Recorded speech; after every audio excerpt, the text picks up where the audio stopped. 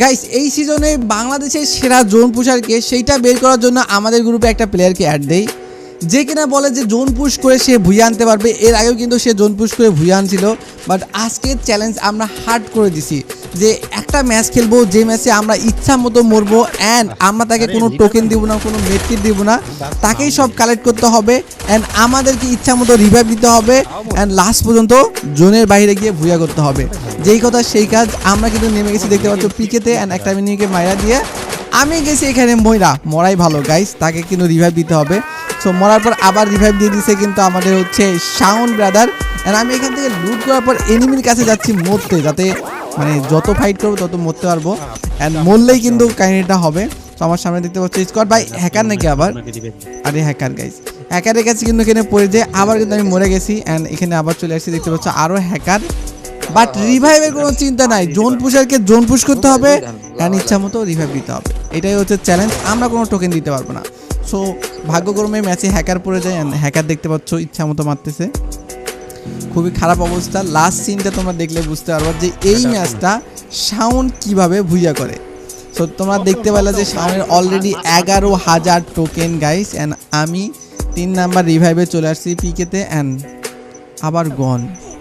সেমভাবে গাইস আমি আবার নামছি, নামার পরে হ্যাকারের সামনে কিন্তু আবার আমি পড়ে গেছি। একটা প্লেয়ার থেকে কয়বার রিভাইভ নিব? সো এত অত্যাচার করা ঠিক হবে না, বাট আমি এখানে হোল্ড করতেছিলাম, হ্যাকার কিন্তু চলে আসছে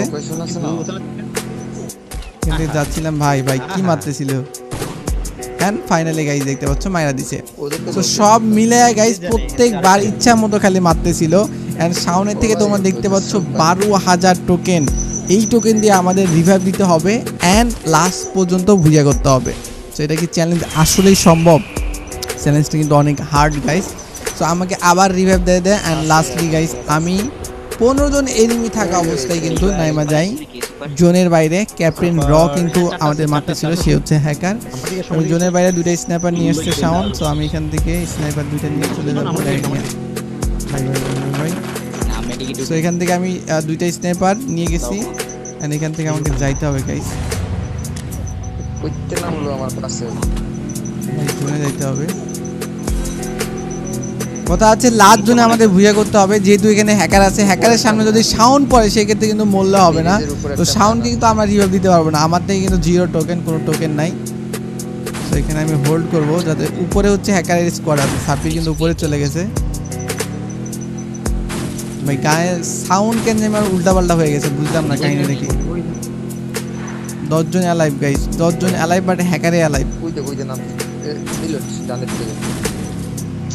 ভাই সাপি কিন্তু মরে গেছে, আমার সাউন্ড কিন্তু উল্টাপাল্টা হয়ে গেছে গাইস।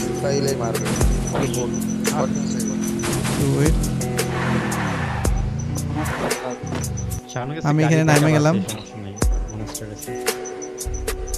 হ্যাকার কিন্তু গাইস উপরে আছে। আমাদের ব্যাকআপ প্লেয়ারের কাছে কত টোকেন আমি জানি না, আর কত মেরি সেটাও জানি না। সো জোন পুশ করে কিন্তু এই ম্যাচটা ভুইয়া করতেই হবে, এটা হচ্ছে চ্যালেঞ্জ। তাহলে থাকো, তাহলে এইভাবে একটু থাকো, আরে এইবার থাকো, পারবা লাস্ট টিকে সুজে দিবে যদি হ্যাকার স্কোর উপরে। আমি ওরে বললাম যে নিচে থাকতে, হ্যাকারকে যদি আমি মারতে পারি তো কাজ হবে।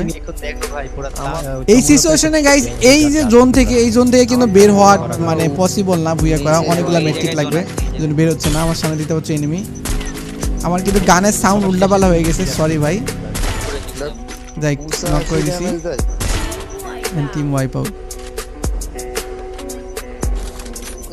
ভাই হ্যাকারের জন্য কোথায় বসে থাকা লাগতেছে, এটা কোনো কথা গাইস? হ্যাকার উপরে, আমরা দুজন নিচে, 4 জন অ্যালাইভ হ্যাকারের। ভাবা যায় হ্যাকারকে মাইয়ারা ভুইয়া করার চ্যালেঞ্জ, তা আবার শাওনকে জোন পুশ করতে হবে এই ম্যাচে। তাই আমি হোল্ড করতেছি, আমি আগেই বললে চলবে না, ওটা চলে। ভাই হ্যাকার এক শট লাগাই দিছে ভাই, হ্যাকার এক শট লাগাই দিছে সামনে, এই সামনে দেখতে পাচ্ছ গাইস হ্যাকারটা।